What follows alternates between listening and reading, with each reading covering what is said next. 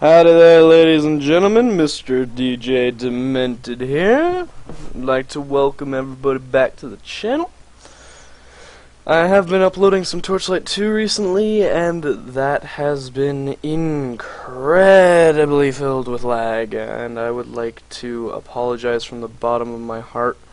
I will still upload that series, but until I get another hard drive to record to, me playing with Red, since he's from across the pond and everything, it's gonna be like that. I mean, it's just gonna be super laggy. Torchlight 2 is bad in the first place, and with that connection, it's just not the best.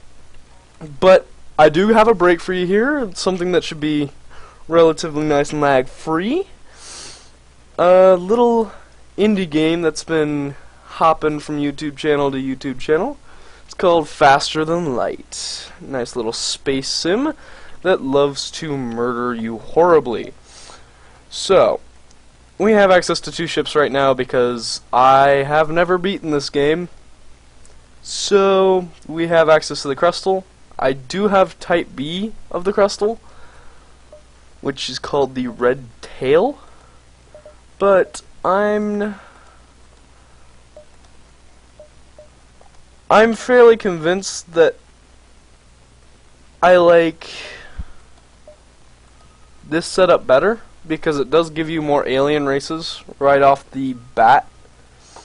So having that instant power to any room is very nice, and the Mantis to fight is good if you get boarded right off the bat. So,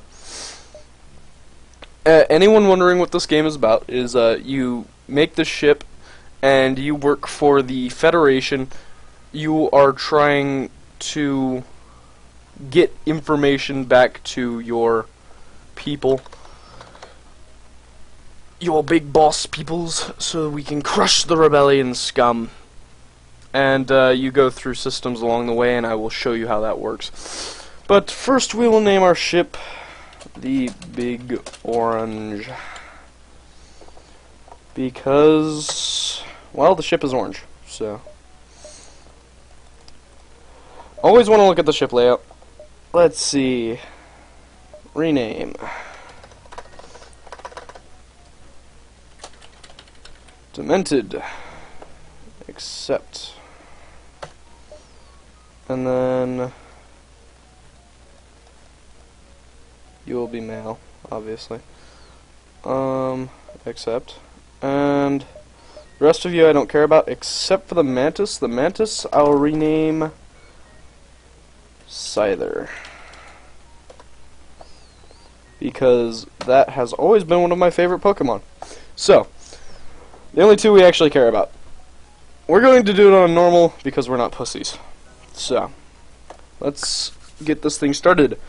The data you carry is vital to the remaining Federation fleet. You'll need supplies for the journey, so make sure to explore each sector before moving on to the next. But get to the exit before pursuing Rebel fleet can catch up. Tip: power bars can upgrade systems and be helpful even if you don't have enough reactor power to use them. They still absorb 1 damage. So, one thing I always do, and we started out in a nebula, which is stupid, is, so one thing you always do is you get your crew on the systems you want them on. So I do seclude my captain quite a bit, but I never really run into a problem with it. I always turn auto-fire on because I'm a noob, so we have the extra shield to the extra power to the shields,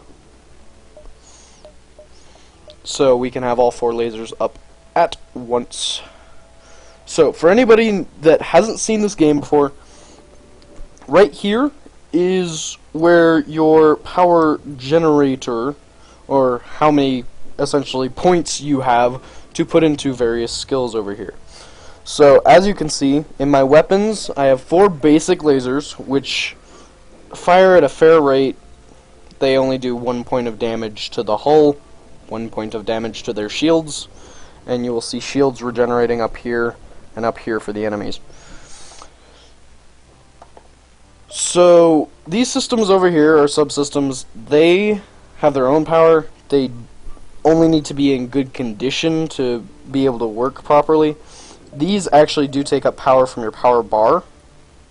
And since I have this little slug guy right here, then he's giving power to that room while being in it. It's just part of the race. They're like electric slugs. Ooh. Sounds like some very bad horror movie. Electric slugs! Ah! Anyways, so he's manning the shields, so that gives me an extra power bar there. In the engine room, I have this random human dude. Gives no special bonuses, but there's no downside to having them. The downside to having slug people is that they have less health. The Scyther, the Mantis people.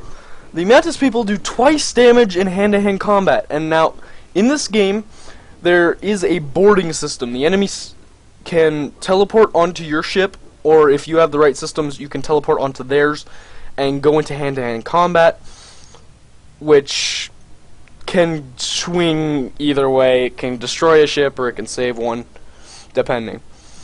Now, the I'd say 5 most important parts of this game right here.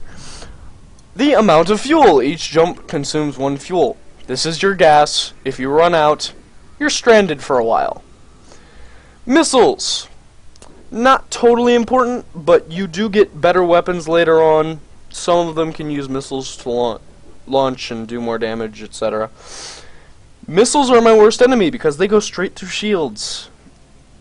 And they make multitasking hell. Robotic parts. There is a little system right here that you can get that is a drone system. It will send out a drone. There are repair drones that will repair your ship. There are defense drones that will defend you from, say, missiles. And there are offensive drones like laser drones and just beam drones that will attack your enemies. And every time you activate one of those drones, it uses up a drone part. Scrap is essentially the currency for this game. You can use it to upgrade your ship or buy things at stores such as fuel, missiles, upgraded weapons, etc. And your hull. This goes to 0, you're dead. This is your health bar. Shields, essentially how many hits you can take before they go down, they regenerate, so on and so forth. Oxygen system. That is a really neat thing about this game, is that there's an oxygen system going to your ship, because you're in space, you don't have oxygen, you die. Gee, I wonder how that works. But if your oxygen systems are destroyed and you, say, have a door open on your ship, oxygen will slowly leak out of your ship like that and suffocate your crew. Evasion. It helps to have a good captain with something like that. You can evade missiles and incoming fire a lot easier than you would otherwise be able to. So this is your crew. This is just an easy way to click, select them, send them to other rooms, so on and so forth. So, I've got my shields up and operational, and we're going to jump right into this. Luckily, I can jump straight out of the nebula. Nebulas are some of the worst things on this damn planet. Okay, once you arrive, the screen lights up with warnings. A nearby pirate ship seems to have advanced hacking tools. Tried to shut down your engines. Okay, well, we're going to kill this guy. And I will show you how. So, your weapons down here are on the basic hotkeys 1, 2, 3, and 4. And I'm going to have one set of weapons attack their shields to get rid of them, and another set attack their weapons to hopefully take their weapon systems down. So, let's have that play out and see how it goes. They will probably they'll get one volley off. Yeah. So, yeah, they sent one heavy burster attack at us, and it hit, but it just hit the shield. I got through their shields, and I was able to take out their minor systems. So now their weapon systems are fairly unoperational. And boom. See, as simple as that. Now, some people would argue that this game is totally unfair. And to those people, I would say you are 110% correct. This game has a very large element of luck in it. You can get certain encounters that you aren't ready for early on. Say you're boarded by like 3 mantis people, but you only have 2 or 3 humans manning your crew. You're kind of going to get your shit kicked in, no matter what at that point. So I'm going to try and take out their shields here, and because the manner of this game is so random, this could take an hour, or it could take all of 10 minutes. I have no idea at this point. And they're dead. Okay. I trust you guys that if you're interested in reading all of this, you will pause the video. You're smart enough to figure it out. So, just jump on to the next sector here. That happens to be an asteroid field. But luckily, we are just against an an auto scout for the rebellion that doesn't have any shields on it, which makes it a fairly easy sitting duck, and we just take a little bit of damage to our weapons there. One bad thing about the Mantis race is they do take half as long,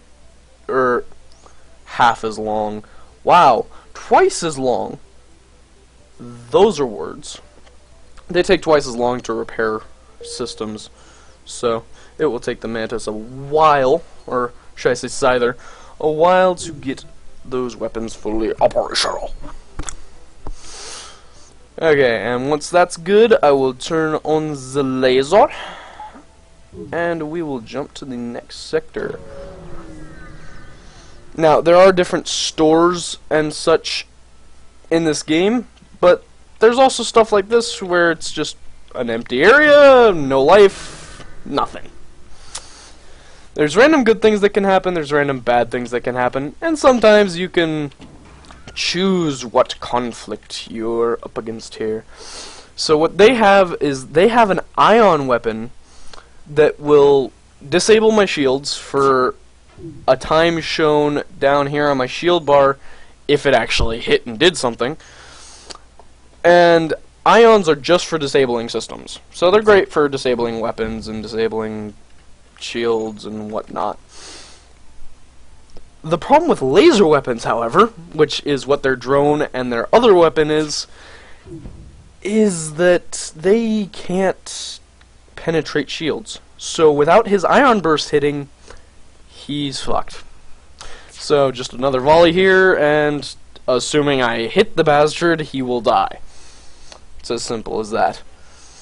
You take out their drone system, obviously their drones would stop working, and it all makes very logical sense, which is a thing that a lot of places don't have anymore. It's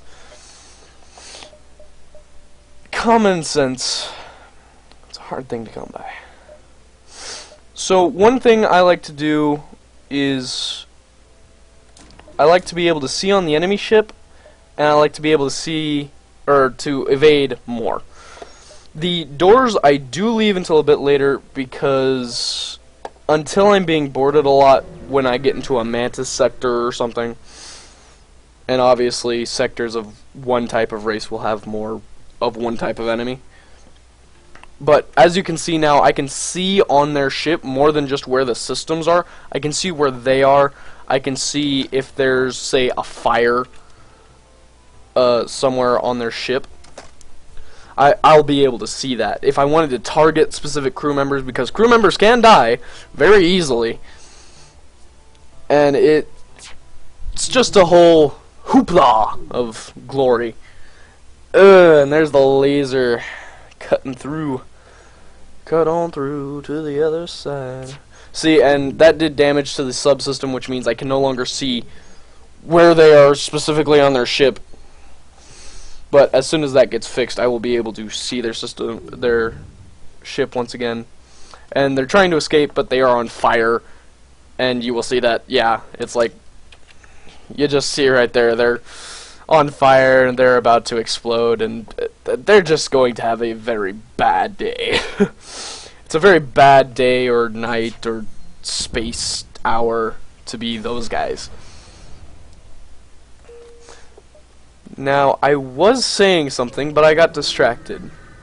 So, my brain works. So, this is a slaver. Very awesome to go up against fairly early on, because they're not too hard to defeat, and they give in really easily. You get them to about half health, and they offer you a crew member, which is nice. I mean, you get to pretend like you saved somebody, and, well, they're on your crew, so they are forever in your debt. And luckily they're missing. It's like, evade does help a lot, and that is why I do upgrade my engines fairly early on, because if I don't, then bad things tend to happen.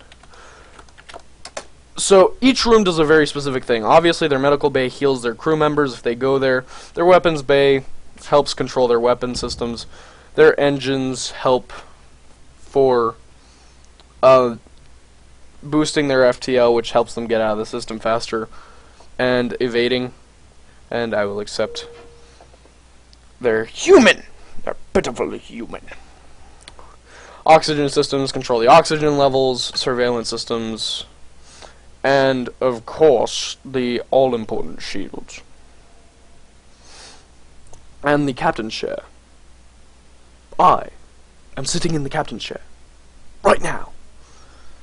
And I am controlling the ship. And I say, we jump to the exit before this gets annoying.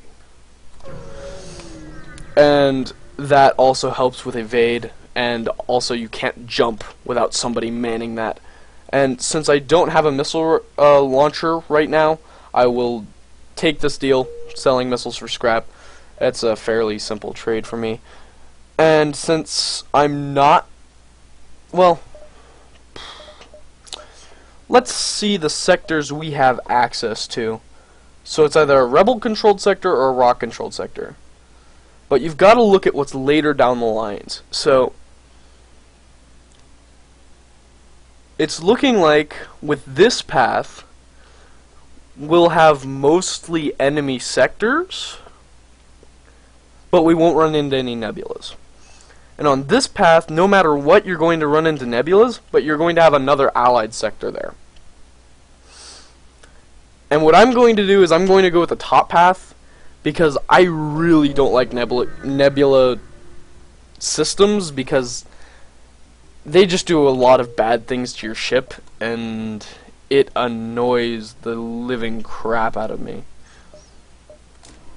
So I'm going to upgrade my power, and then we're going to move on. There are quests in this game that you can randomly run into along the way, kind of like stores, even though we haven't seen anything like that. Mad Bros. But this is something like that. I mean, your ship seems reasonably equipped. A freighter carrying a shipment of my goods is a week late. The fools flew through a pirate-filled sector in their haste, and I feared the cargo's safety. Okay. Now, this quest either goes one or two ways. It goes either it was an ambush, and you have to fight, or you get the goods back, and it's all merry dandy. It's almost never the latter, so You find a severely damaged ship floating among the debris. The crew hails you. I can't believe that cheap bastard sent someone after us.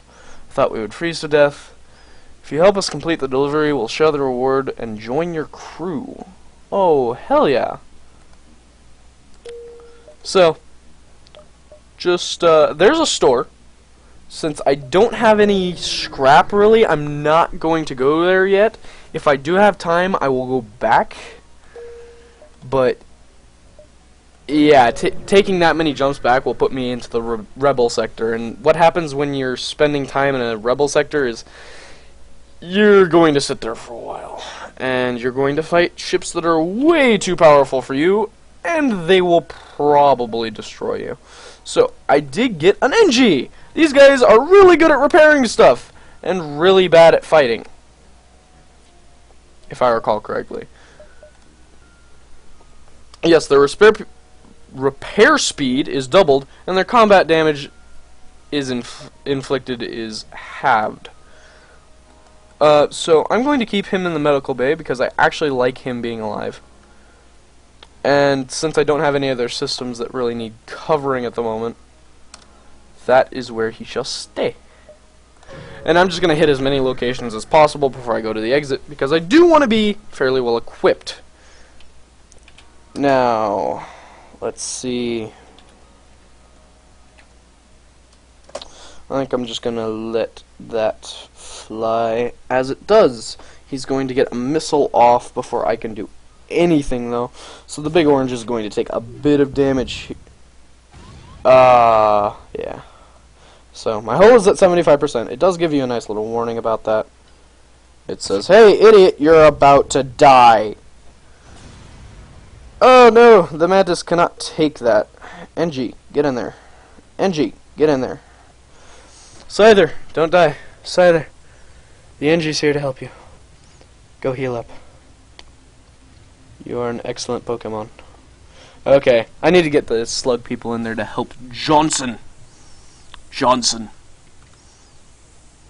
You shall be our foreman. So, they're going to fix that up to full. And you can only repair at specific random events or at the store.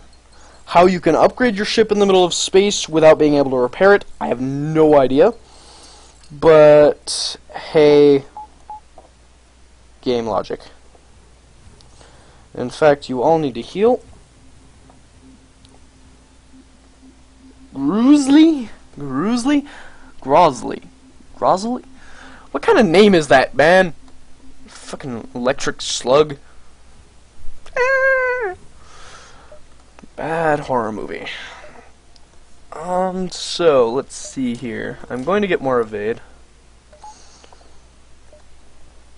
Because I like not getting hit. As you see, my evade went up to 25% there, which means a quarter of the things flying at me will not hit me. Which, what more can a guy ask for, right? Okay, on duty, man. Oh, crap.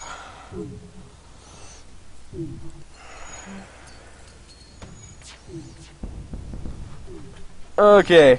Youch. Okay. Yeah, problem. Houston, or wherever we're from, we have a problem. Ugh. Okay. Shields are definitely the next thing getting upgraded. And that's the weird thing about this game, is you have to prioritize, but you can't over-prioritize, because then you under-prioritize on other things, and it just gets you killed. And there are random things that you will run into that you won't be ready for, ever. You can be in the last zone and get something like this. You're next to a star, and pirates board your ship.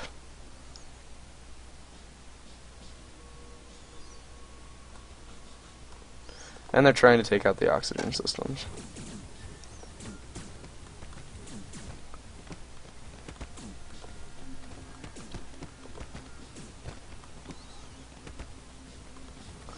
Okay, so luckily I have a Mantis in there. The only problem is going to be when fires start spreading across the ship, because we are close to a star. which really just means that we're going to get our asses handed to us if we... Okay, so you get in there and fix that. You get back on shields. You go heal up. Banks. I don't know where he's from, but that is me, Mr. Demented. Mr. DJ Demented. Cuban! You're the guy that was standing on the doors. And then back on engines, and jump before we get another solar flare. That was probably one of the best case scenarios you could have had for a situation like that. If you noticed I wasn't commentating, it's because I was panicking. Scans reveal a large asteroid field nearby, short-range scanners, and discover useful materials. Yeah, why not? Oh, nothing of interest, but no harm came to us, so can't say it wasn't worth it.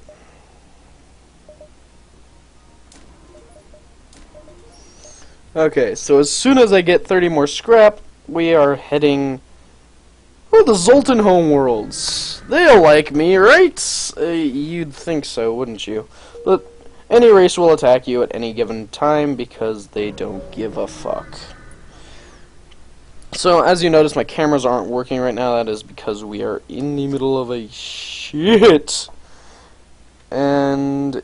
yeah, that was necessary. This is probably the end of the big orange. But if you do make it to the end, you'll fight the rebel scout ship like a boss. But good luck getting there, because the luck in this game will end up fucking somebody in the ass quite handily.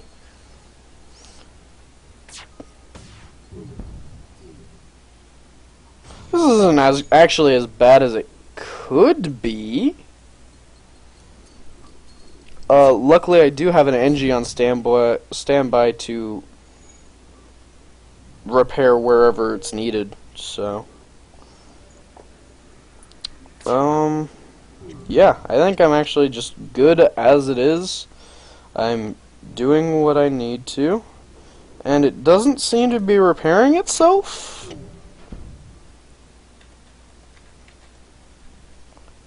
Though it could be. Some of these auto assault drones have self-repair,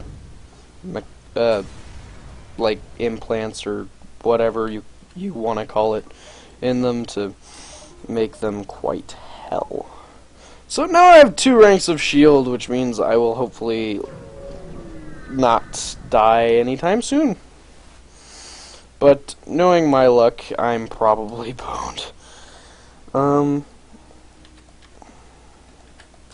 just going to aim all of my weapons at their shields for now, just to break through them, like the bunker busters. The bunker busters of the faster than light world. Okay, so taking a bit of shield damage, but not a terrible amount. I'm not too worried about it right now. That is what I'm worried about. I'm worried about that laser getting through and wrecking my face and other bodily features as well. Because it isn't just the face that sells. Some people do say I have the face for radio. So, ow! Just the sound of that hurts. It's like, I know it doesn't actually hurt, but the sound of it makes me think that it hurts. The problem about those surrender things is that you never know if you're going to get more or less than that by killing them. So you have to be really careful about who you kill and who you don't. And by that I mean kill everybody to see if you can get more stuff than not. Woohoo! Okay. I say we're going to die and then we don't. So I'm just going to keep saying that this is the time that we die. At stress beacon, this is either a trap or people actually want help. It's a trap. Yes. Thank you, Akbar, for being utterly useless in our time of need. Target all the shields, because if they have more than 2 shields, they obviously need their shields taken down a notch.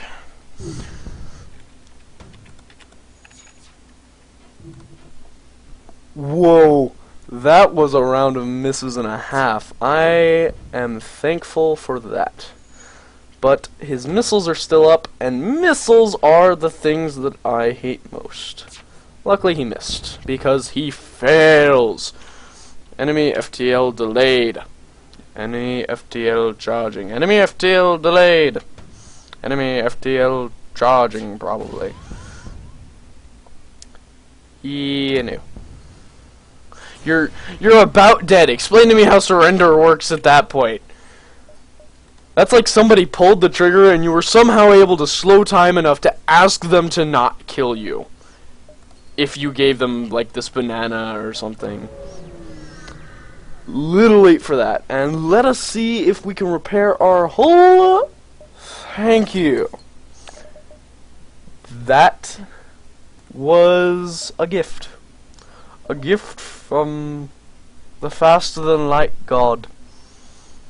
Which is really just whatever the god of luck is. Because, I tell you, nothing better in this game than the luck factor.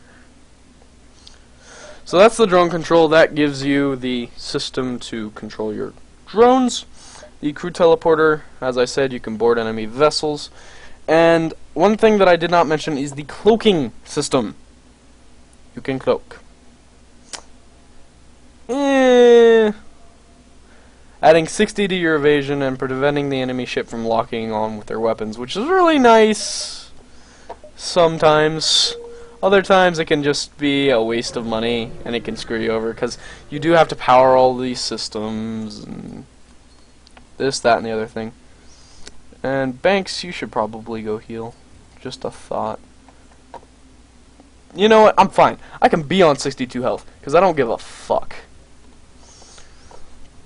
It's like, I'm at the captain's chair. I don't need to do anything. Because you see, I'm the captain. Again, moving on before this gets annoying. And eventually somebody will start screaming at their screen being like, "You're doing it wrong!" I want it noted that I'm not a really...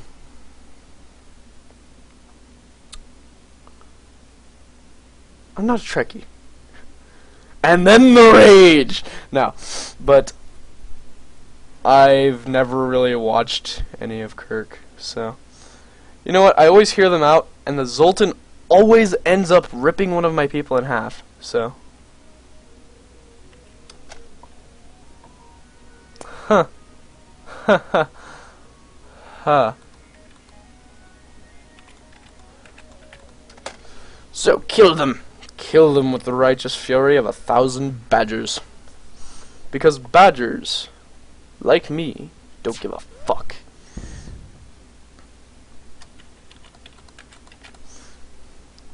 I'm going to kill one of them before their ship even dies. Sucks to be that guy.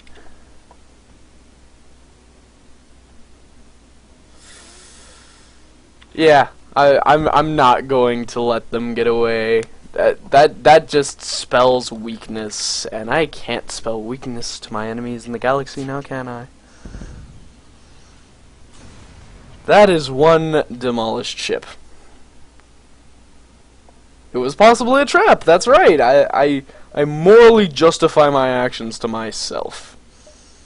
Because if I didn't, I'd feel guilty or something. Not sure. Never really had to feel guilt ever. So, an asteroid field. Fuck. Let's see. I can save the Mantis or I can save the Zoltans. I'm going to help the Manti. Even if they were the underdogs. Normally they aren't. Normally they're the guys kicking ass and taking names, but, you know, whatever. Whatever works, I guess. I want to have my NG on duty. Heh, I said duty. The fuck? How are asteroids getting through? That's a little odd. Okay, so my NG's good. My weapons are still offline because Scyther is not the greatest at repairing those. Ow. Fuck. Well, luckily that little ding means my guys are getting more proficient at doing something. Which means blowing shit up is probably working at this point in time. NG, get up there and help the damn slug.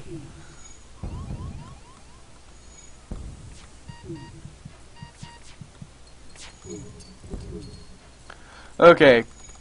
God damn it. Repair the doors. As soon as the doors are repaired, I can actually, like, open the doors up and make sure that oxygen gets to that system. And fuck, this is probably the end of the Big Orange's journey. And yes, I know it is entirely because my micromanagement is horrible. Never watch me play StarCraft. Hey, somehow that guy lived. Oh!